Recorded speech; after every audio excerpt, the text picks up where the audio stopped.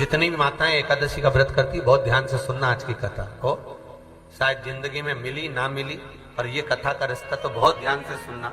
ध्यान से सुनिए। निर्जल एकादशी है।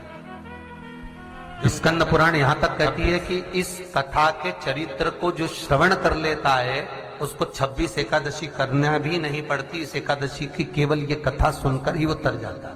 बहुत ध्यान से सुनना इसको, कथा तो बड़े भाव से सुन लो इसको, है? बड़े प्रेम से। इसलिए सारी एकादशियों में निर्जला एकादशी की महत्वता शास्त्र प्रमाण करता है। महाराज निर्जला एकादशी का उद्यापन जो करा जाता है, उसका उद्यापन और प्रदोष का जो उद्यापन करा जाता है, इन दोनों का क्रम लगभग एक जैसा ही। तो निर्जला पहुंचे है, और निर्जला ने जाकर भगवान नारायण से निवेदन करा। भगवान विष्णु ने पूछा, क्या बात है निर्जला, आज तुम खेलती हुई यहां पर आकर खड़ी हो गई, क्या हुआ, क्या है? क्या तुमको गौलोक धाम में आनंद की अनुभूति नहीं हो रही जो तुम बैकुंठ में आई? निर्जला घूमती घूमती भगवान के सम्मुख में पहुंच गई। भगवान ने पूछ रहे हैं, बार बार पूछा, निर्जला हुआ क्या तुमको?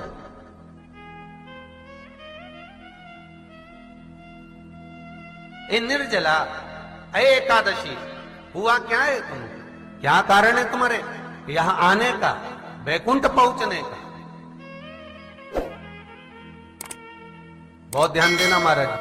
शास्त्र कहता है सोमवार, मंगलवार, बुधवार, गुरुवार, शुक्रवार, शनिवार, ये देवता वो देवता सबके व्रत कर लो, सारे व्रत कर लो, पर ये व्रत आपको परमात्मा के धाम तक लेकर नहीं जा सकते, क्योंकि इनका जो पुण्य है वो मृत्यु लोक में आप थोड़ा सा भी गलत करते हैं तो पुण्य समाप्त हो जाता है।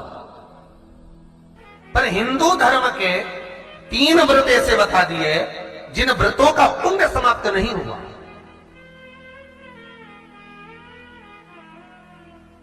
हिंदू धर्म के 3 व्रत ऐसे हो गए जिनका पुण्य समाप्त नहीं हुआ महाराज, जिनका पुण्य प्रबलता में बढ़ता गया। पहले नंबर पर एकादशी, दूसरे नंबर पर प्रदोष, और तीसरे नंबर पर शिवरात्रि। एकादशी भी 26 है तो प्रदोष भी जम के बोलते जाओ 26 है। शिवरात्रि केवल 12, केवल 12, और अगर अधिक मास की पड़ जावे तो ये 13, पर अधिक की आय सो 13 है। तो यहां शास्त्र कह रहा है कि 3 व्रत हमारे यहां जिनका पुण्य समाप्त नहीं हुआ, जिनका पुण्य प्रबल हुआ, बड़ा। इसलिए आज भी माता एकादशी का व्रत करती है, और एकादशी का व्रत कर कर अगर कोई जीवात्मा को देते हैं, कोई मर भी गया तो उसको एकादशी का दान देते हैं। एकादशी का उसको दान दिया है। महाराज निर्जला खड़ी है, पूछा क्यों आई हो, क्या कारण?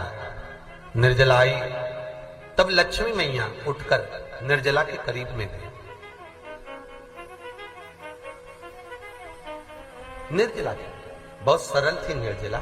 कहते हैं कामा एकादशी सबसे लंबी है। कौन सी एकादशी?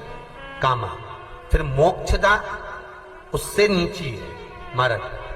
और निर्जला जो है बिल्कुल छोटा स्वरूप है। निर्जला का मतलब देखा जाए तो केवल 2 चोटी करी हुई है। मस्तक पर भोर लगा हुआ है निर्जला के, माथे पर बिंदी लगी हुई है निर्जला के, सुंदर गले में तुलसी की मालाएं पहनी है निर्जला, हाथ में जो हथ फूल जैसी माताएं पहले पहनती थी, आपको ध्यान में होगा, ऐसा बड़ा फूल होता था, अंगूठियां पड़ी होती थी, हाथ में ऐसा लगा रहता है। तो निर्जला हथ फूल भी तुलसी के धारण करें। बड़ा सुंदर स्वरूप है माता निर्जला का महाराज। छोटी है तो माता लक्ष्मी उनके पास में गई और निर्जला से जाकर पूछा, निर्जला तेरे आने का कारण क्या है, तू बता। नारायण आपसे पूछ रहे हैं कि क्यों आई हो, किस लिए आई हो, क्या है तुम्हारे आने का कारण? निर्जला ने कहा, मेरी विनती केवल इतनी सी है मां, कि मैं ये चाहती हूं कि मैं जीव के प्राण छूटने के बाद उसके प्राणों को जिस समय मैं लेकर जीवात्मा के प्राणों को परमात्मा तक भेजूं, बैकुंठ तक भेजूं, गौलोक धाम तक भेजूं, उस बीच में मुझे ले जाते समय कई नरक भी बीच में पड़ेंगे, कई स्थान ऐसे बैतरणी आदि के स्थान बीच में आएंगे, तो वो स्थान में मुझे रोका ना जाए, मैं सीधे भगवान के धाम पहुंच जाऊं। ऐसी कृपा, ऐसी दया।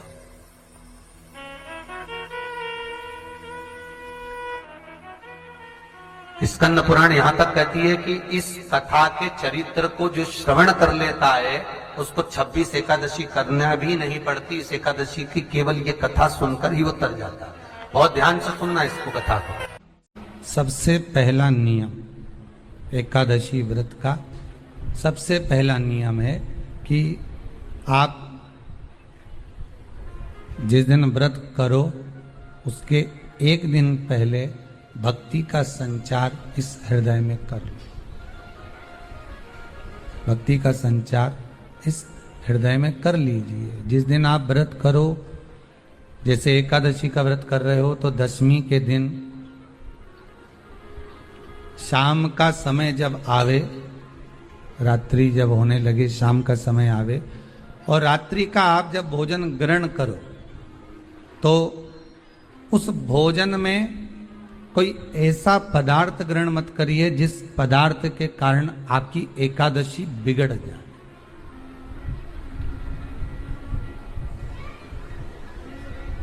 कोई बेकार भोजन में ग्रहण नहीं करना, श्रेष्ठ भोजन ग्रहण करिए दशमी के दिन। और एकादशी का दूसरा नियम बहुत ध्यान से सुनिएगा। जिस दिन आपकी एकादशी का व्रत हो उस दिन प्रयास करिएगा कि अपने हाथ से किसी भी वृक्ष की कोई पत्ती टूटे ना। अपने हाथ से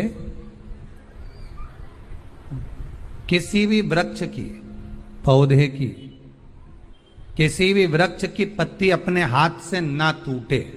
बहुत ध्यान दीजिएगा महाराज। एकादशी का ये दूसरा नियम है कि अपने हाथ से किसी पौधे की, किसी वृक्ष की, किसी डाली की कोई पत्ती टूटे ना, कोई पत्ती ना टूटे, इसका प्रयास करिए।